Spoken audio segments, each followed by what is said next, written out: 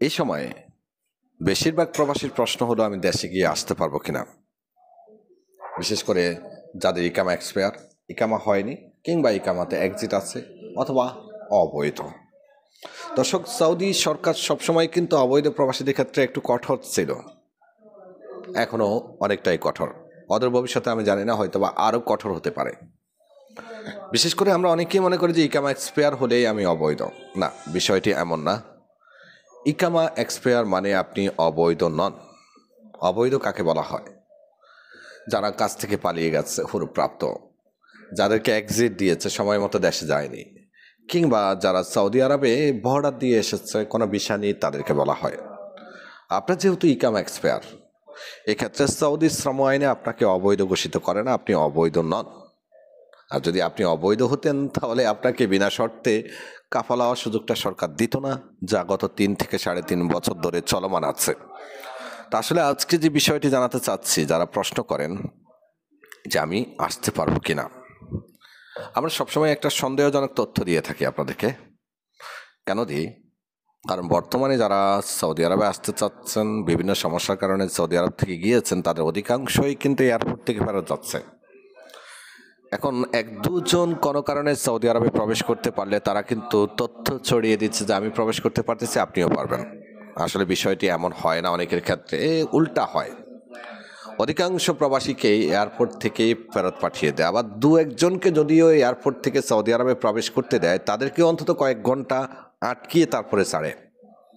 সরাসরি একেবারে নর্মাল বিষয়ে যারা গিয়ে আসতে চায় তাদের মতো তাদেরকে ছাড়ে না। এছাড়া আরেকটা তথ্য আপনাদেরকে নিশ্চিত করে দিই, বর্তমানে দেশে কিন্তু সৌদি এম্বাসি, যারা সৌদি আরব থেকে বিভিন্ন অপরাধ করে দেশে গিয়েছে, জেল খেটে গিয়েছে, হুরুপ খেয়ে গিয়েছে, এক্সিট খেয়েছে, মরহাল সিস্টেমে দেশে গিয়েছে, তাদেরকে ভিসাও দিচ্ছে না, মলহাজা লিখে দিচ্ছে, অর্থাৎ সমস্যা আছে এটা লিখে দিচ্ছে। সো এটা একটা অবশ্য প্লাস পয়েন্ট। কারণটা একটা মানুষ ভিসা নিয়ে সৌদি আরবে এয়ারপোর্ট থেকে ফেরত গেলে সে ভিসার টাকাটাও মার খাচ্ছে, টিকিটের টাকাটাও মার খাচ্ছে। আর দেশ থেকে রিজেক্ট করে দিলে অন্তত সে একটা বড় অঙ্কের লস থেকে বেঁচে যাচ্ছে।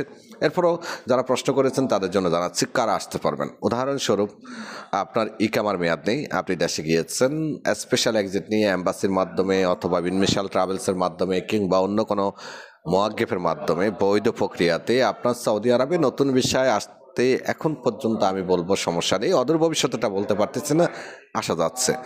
দ্বিতীয়ত, আপনি যদি এক্সিট প্রাপ্ত হয়ে থাকেন, এক্সিট খেয়েছেন, আপনি এই মুহূর্তে যদি মুক্তবালা আমেল সিস্টেমে, মুক্তবালা আমেলের যে জরিমানা আছে সেটা পে করে দেশে যান, তাহলে আপনি আসতে পারবেন। আর আপনি যদি এক্সিট খাওয়া লোক হন, শুধুমাত্র জাওয়াজাতে যে জরিমানা 1000 রিয়াল আছে, যেটাকে আমরা মোরহাল বা তারহিল, অনেকে আবার ওয়াফিদিন বলে থাকে, এই সিস্টেমে যান, তাহলে কিন্তু আসতে পারবেন না।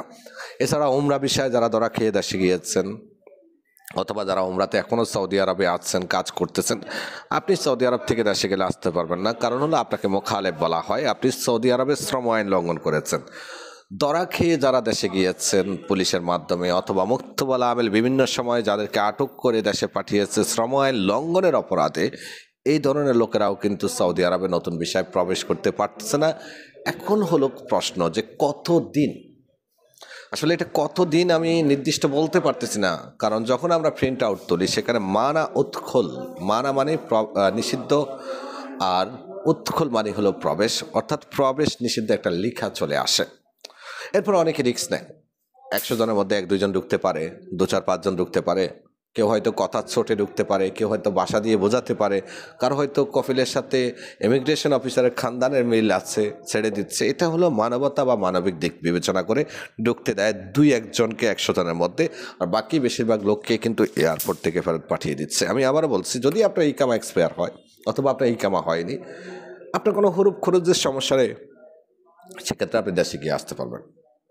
আর আপনি যদি মোখালেফ হয়ে থাকেন, সেক্ষেত্রে আপনি দেশে গিয়ে আসতে পারবেন না। অথবা আপনি এক্সিট খেয়েছেন, যদি মুক্তবালা আমেল সিস্টেমে আমাদের মারফতে এক্সিট লাগিয়ে যান, তাহলে তো আপনি শতভাগ নিশ্চিত আসতে পারবেন।